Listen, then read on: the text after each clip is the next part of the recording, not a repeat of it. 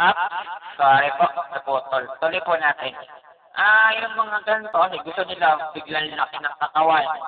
Tapos, nung lumaki yung katawan nila, siyempre, magiging sikat sila, popular sila, sa mga, may iba kasi mga kwentuhan natin babae na gusto yung mga macho, bako-bako katawan.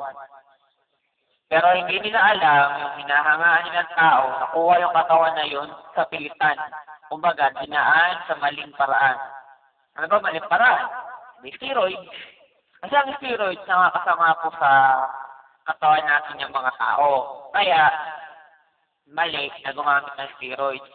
Saka, mga kwentuhan, kung gusto mong mangyari ang isang bagay, at kung gusto mong lumakas, daanin mo mag-exercise ka. Kasi ginawa mo naman yun palagi. Lalakas ka naman. Hindi mo kailangan ng mga gamot o steroid na yan. Kaya, ika nga, mas masarap yung pinaghihirapan mo. Kasi kung gagamit ka ng steroid, sa ngayon, malakas ka. Pero pag nilamon na ng gamot yung katawan mo, wala na. Nawala din yung pinaghirapan mo. Pagiging bato-bato mo, mawawala din yan.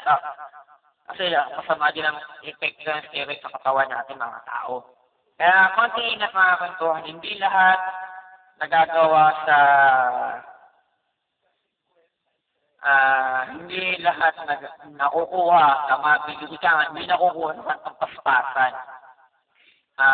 Dapat makuha natin ang mga gusto natin sa paraang pinaghirapan natin. Hindi sa kadalian. Para hindi tayo matahamak. Okay? At yan po ang mga nagipaksa po natin sa araw na ito. Ako po ulit si Dave na Kakwentuhan TV. Follow niyo ang Facebook and Twitter. Pagkatingnan lang po sa baba yung detalye ng aking Facebook sa Twitter. Post lang po kayo din ng one word, one sentence, or quotation na kahit naman na pwede natin pag-usapan at pagkwentuhan. Problema mo, problema ng magulang mo, or problema ng kapitbahay nyo. Malay mo, makatulong ako. Pero pag nakagulo, adjust mo na mga amigos. Kaya naman natala dyan. Okay? Paano po? Susunod. Bye-bye.